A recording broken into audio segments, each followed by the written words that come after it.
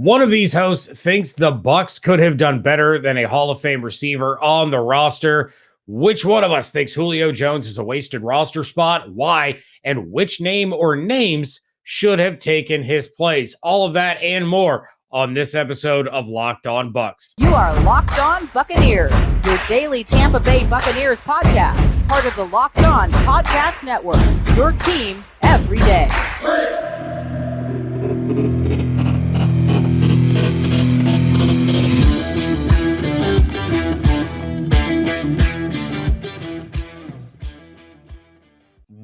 What's up, and welcome to the Locked On Bucs podcast, part of the Locked On Podcast Network, your team every day. We are your daily podcast covering the Tampa Bay Buccaneers, free and available on all platforms, including YouTube and the 10 Tampa Bay Plus app available on Roku and Fire Stick. We thank you for making us your first listen or view of the day. I am James Yarcho, joined by saboteur extraordinaire David Harrison. You can check out all of his written work over at Sports Illustrated's BucsGameDay.com. Check out mine over at SB Nation's BucsNation.com. And of course, follow along on Twitter at Locked On Bucs, at JYarcho_Bucs, and at DHarrison82. Again, we thank you for making us your first listen or view of the day. We're going to kick things off real quick with David's top story of the game, but a quick little recap. My top story of the game, of course, was the roughing the passer penalty called on Grady Jarrett that helped solidify a win for the Buccaneers instead of giving the Falcons what should have been an opportunity to tie or win the game. I talked about it in the postcast. There were a lot of really bad calls made and missed, but I do want to touch on this real quick before I kick it over to you, David. For those screaming, of course Tom Brady gets that call. Tom Brady always gets those calls. They have to protect Tom Brady. Since 2012, Tom Brady has played in 235 games, and he has gotten 27 roughing the passer calls. Aaron Rodgers has played in 216 games. He has gotten 28 roughing the passer calls. Patrick Mahomes has played in 79 games. He's gotten 20 roughing the passer calls. Josh Allen has played in 73 games and has gotten 24. So I don't want to hear any more about how Brady always gets that call because, no, he doesn't.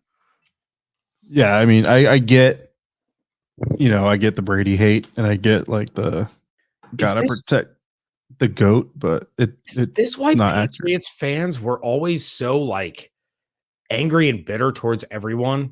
Like I'm starting to understand what was going on with New England fans. They were just sick of the nonsense. Right. Absolutely. All right, James. So here's where this episode is going to get a little bit fun, and I'm going to get a little bit of hate messages on Twitter and on most likely the YouTube comments where most people like to leave their hate comments because they can hide their real identity, and I can't find them in real life. Julio Jones, Hall of Famer, great receiver, super nice in every interaction I've ever had with him, which is like 2. Terrorized the Buccaneers for years as a member of the Atlanta Falcons, right? Absolutely loved the career he's put together, all this stuff, all the appreciation in the world. Has played a total of 50 snaps for the Tampa Bay Buccaneers. Meanwhile, Scotty Miller, who we, and I say we because it's not just one side here, we have both basically come to agree was only given a roster spot because Tom Brady probably said, no, Scooter's my guy. We're keeping him no matter what. Has only 8 catches through 5 games, 73 yards, but he's played 117 offensive snaps. I am making the argument that my top observation, Julio didn't play against the Atlanta Falcons.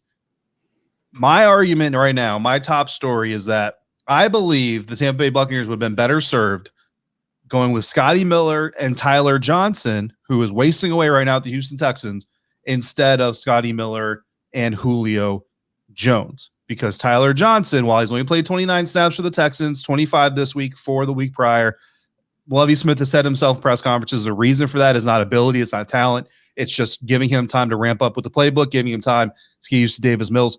2 things he would not need in Tampa with Tom Brady would be serving the Buccaneers so much better than what Julio Jones has done so far.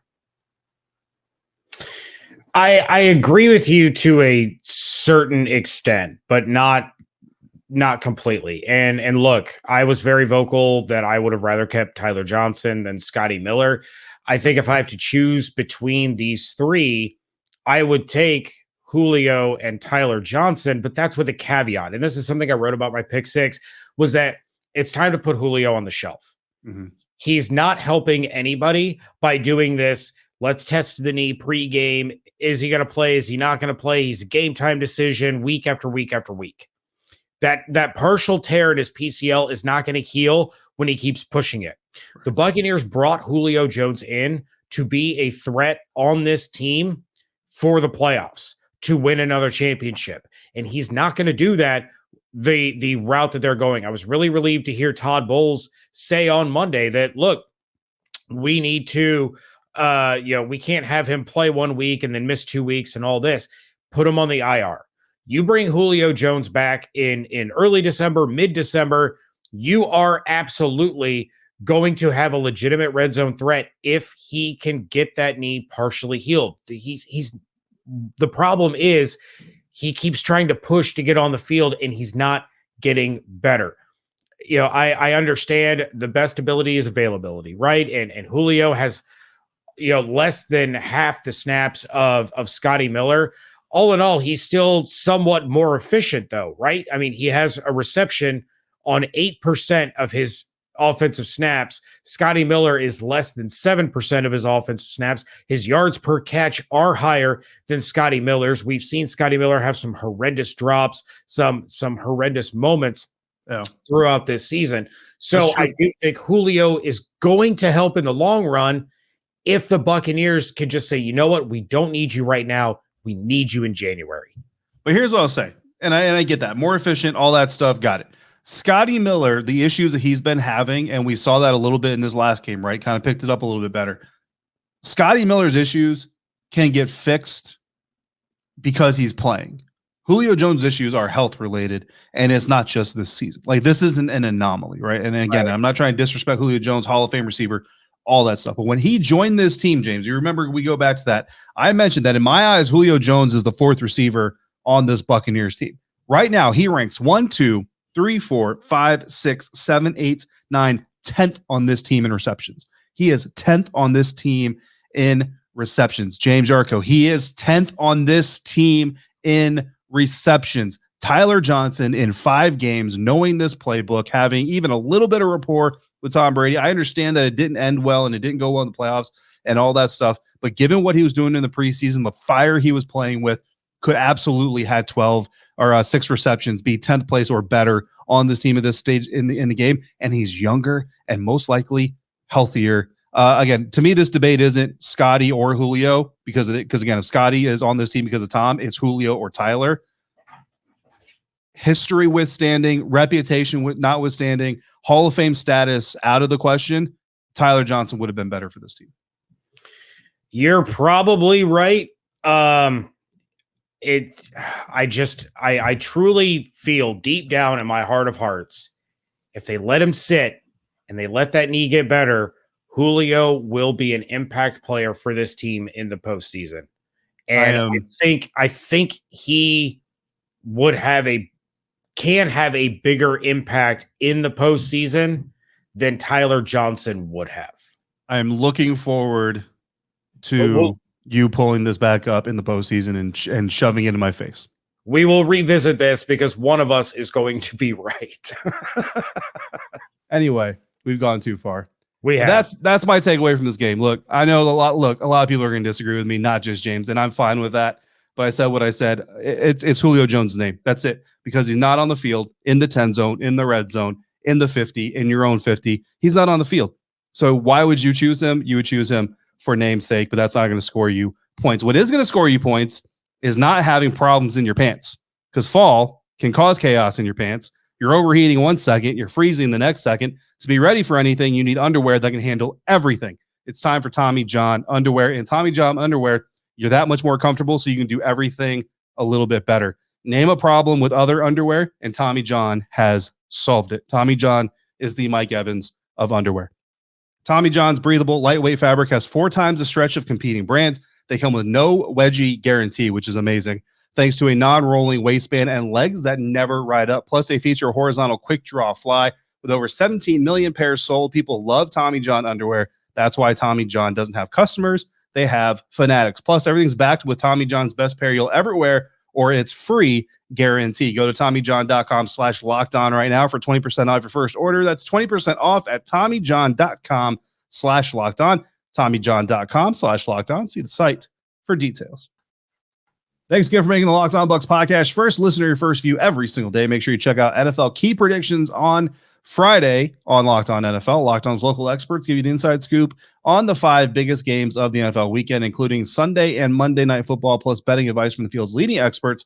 Bet online. Follow NFL key predictions every Friday on Locked On NFL, available on the Odyssey app, YouTube, and wherever you get podcasts. This is what happens when James and I are separated for multiple game days in a row. We have very differing thoughts of opinion. But now it's time for more than one way to skin a cat. It's time for Stash It and Trash It. Plus, trust me, the Julio clan is going to come after me.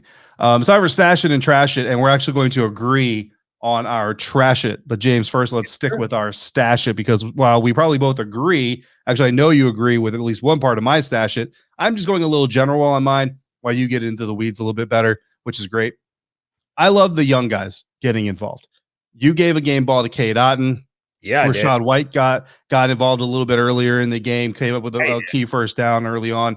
Logan Hall's name was getting called early on. You know, I know we had some injuries with, again, some young guys, right? But I just love seeing the young guys get involved. Antoine Winfield Jr., 100% right, James. I absolutely love that my predicted player of the game got a game ball because that dude balled out. But honestly, I mean, he did pretty good in what I was kind of talking about anyway. I know Kyle Pitts didn't play, but still he did. He held his own in the pass game, right? But hearing his name being called, being close to the line of scrimmage, getting up and run support very early on in the game, really, I think helped set the tone.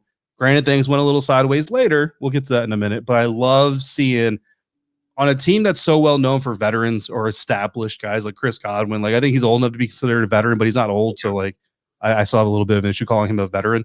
But on a team that's so well known for its veterans, Tom Brady's, Leonard Fournette's, Mike Evans, guys like that, Levante Davids, I love seeing the young dudes get involved, and I think it should give Bucs fans some excitement for the future because, yes, while there's a huge question mark at quarterback, you still have a lot of talented pieces on this team that are still going to be around for years to come after Tommy is calling games for Fox Sports.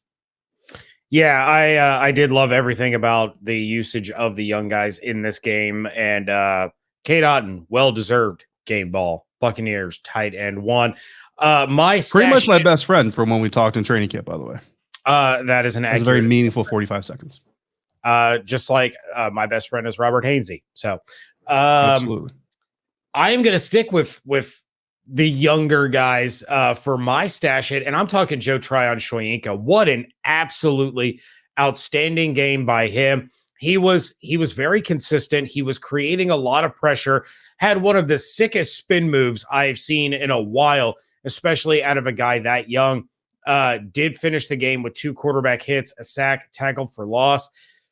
Here's my issue. This is kind of like a stash / trash. Ooh, there's a lot of shishs. 61% snap count over the last 2 weeks. In week 1, Tryon-Shoyinka had a 70% snap count. In weeks 2 and 3, he had a 74%. That 61's got to go up. It absolutely has to go up, especially with the way he played against a mobile quarterback. Now, Mariota did have some success escaping the pocket, scrambling, picking up yards with his feet when no one was open down the field. But Joe Tryon-Shoyinka did an absolutely outstanding job, and he's starting to assert himself as a legitimate threat for this Buccaneers defense opposite of Shaq Barrett. And Shaq Barrett's a name that I didn't hear called quite as much as I heard Joe Tryon-Shoyinka's on Sunday. So big shout out to him. I think he was absolutely fantastic. David, our Trash It this week. Oh, it pains me to do this. It really does. Devin White's attitude in the postgame. Greg Allman, godfather of the Locked On Bucs podcast, tweeted out a video from the post-game session in the locker room where Devin White said, quote, Man, I think we just have to have a come together moment to make sure we finish the game. Sometimes when you're beating a team, kind of imposing your will on them, it can get boring. You can get less aggressive. We're just trying to stay aggressive. Obviously, they're going to make their plays too, but we're just trying to stay aggressive, end quote. Devin White then called out Greg Allman on Twitter saying that it was a crappy headline to attach to the video, where Greg Allman's tweet of the video, the headline, was literally Devin White's quote. Yeah. Here's my problem.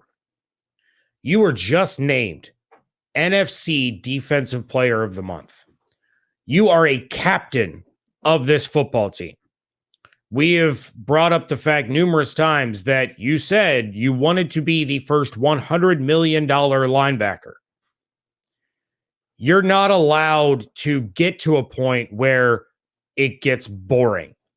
It's your job as the captain to make sure that none of the players on your defense have that mentality creep in, because you know what?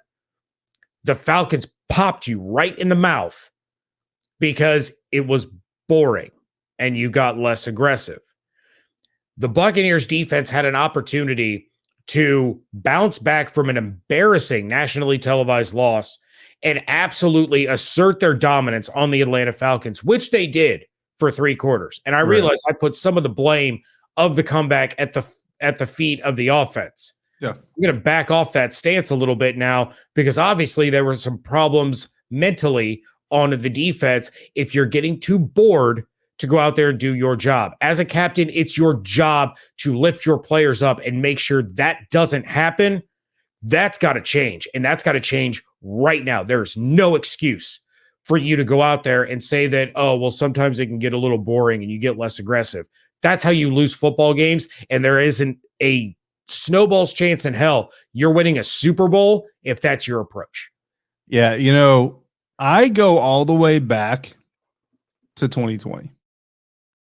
And we had this conversation specifically about the young Buccaneers, right? The older Buccaneers, the Mike Evans, Levante Davids, Cam Brate, those guys, they know how much of an uphill climb it can be to just get to the postseason, let alone win a Super Bowl.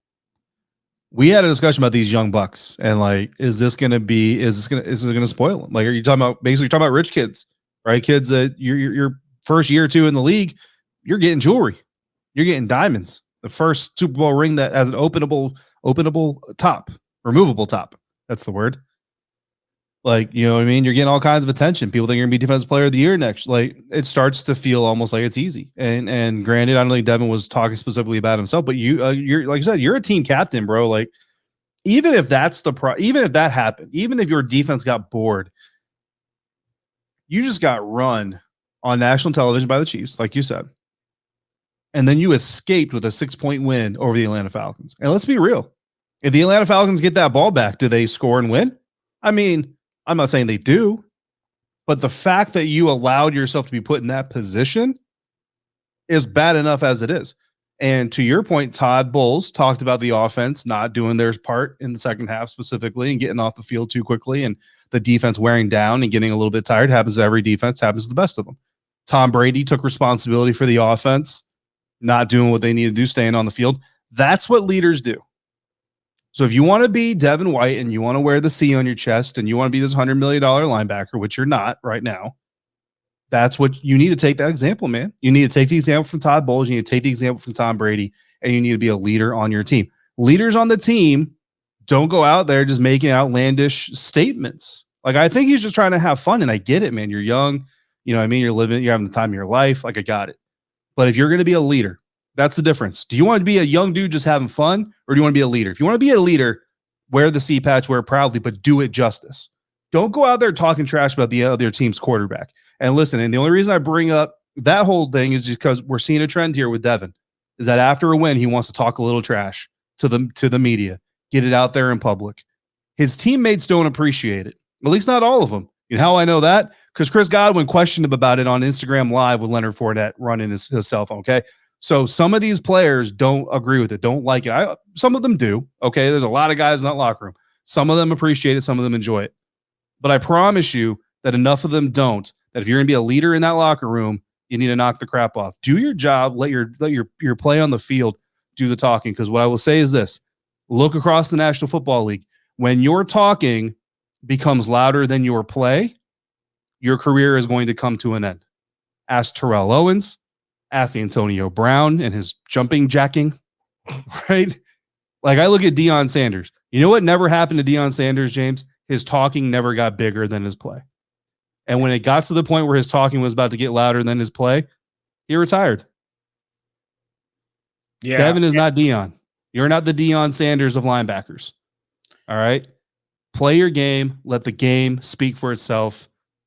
That's just my advice, man. Just put it in check, bro. Because let's tell you right now, first of all, you haven't performed to get a $100 million contract anyway. But this is certainly not going to help your case. And there's two shining examples of letting your play do the talking right there in that building with, wingman Levante David and Ring of Honor Hall of Famer Derek Brooks. Yeah. So, all right. Well, David is going to tell me exactly how right I am and back me up on a stance that I took on yesterday's episode coming up in just a moment. But first, betonline.net is your number one source for football betting info this season. The Buccaneers are opening as 9-point road favorites against the Pittsburgh Steelers. Find all of the latest player developments, team matchups, news, podcasts, and in-depth articles and analysis on every game you can find. And as always, BetOnline remains your continued source for all of your sport wagering information with live betting and up-to-the-minute scores for every sport out there. The fastest and easiest way to check in on all of your favorite games and events, including the MLB, MMA, boxing, and golf. Head to betonline.net or use your mobile device to learn more. BetOnline, where the game starts. Wrapping things up here on a Tuesday edition of the Locked On Bucs podcast. David, we have a couple of voicemails that we need to get to. First one coming from a first-time caller, our buddy Vince from Pasadena, Maryland. Good morning, James and Dave. This is Vince from Pasadena, Maryland. Lifelong Bucs fan, first-time caller. I listen to you guys every morning. I just want to say I appreciate everything you guys do for the Bucs. A couple of things I want to say today.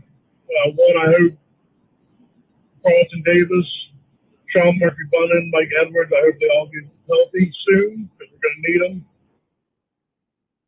Second thing I'd like to say is please put some respect on Cam Brate's name, man. The guy was out one game. Cade Otton stepped up. I'll give him that. But just because he had one good game, you can't say that he's taking Brate's spot, man. Brate's been with this team since Bucs were in the dumpster. I don't know, maybe I just got some love for him, but I feel like if he gets the ball a little bit more, he might surprise you guys. Other than that, this win, I thought it was going to be a stomping. Turned out to be a lot closer than I thought. That call thing was a little bit questionable, but hey, sometimes that's what the game is. Anyways, fire those cannons. Thanks for taking my call, and I'll be listening to you guys. Go Bucs. All right, Vince, thank you very much for the call. And look, Vince, I'm not trying to be disrespectful of Cameron Brate. I love Cameron Brate. Cameron Brate's an awesome dude. But let's be honest, when Gronk was hurt last year, Brate wasn't getting any targets. The year before that, O.J. Howard started off like a house on fire, got hurt. Brate still didn't get any targets.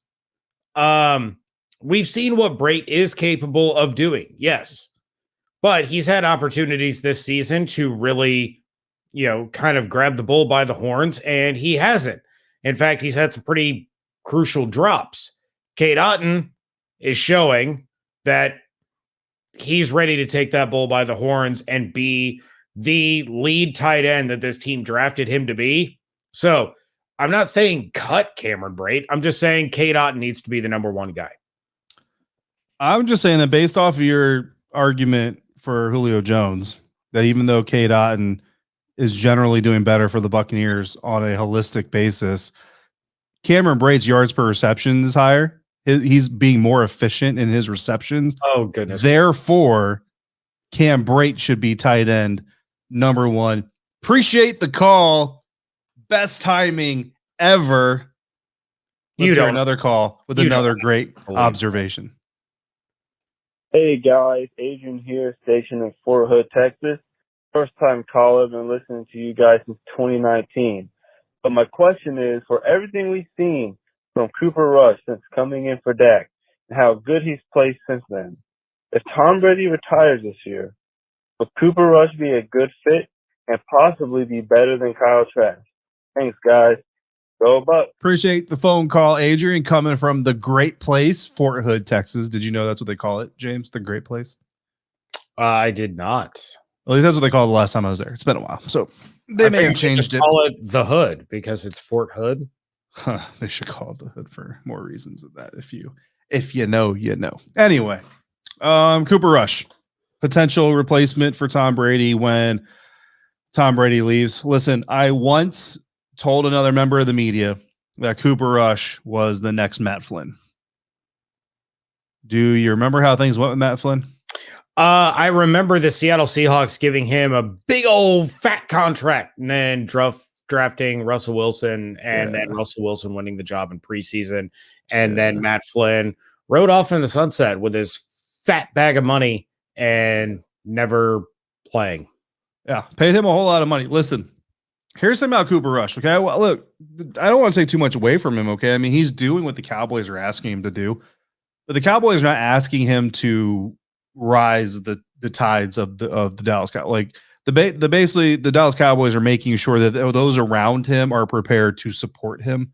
Could the Buccaneers run a similar type system? Yeah, I mean, absolutely. They're already running an offensive system not predicated on a quarterback being able to make plays with his legs, freelance, all that stuff.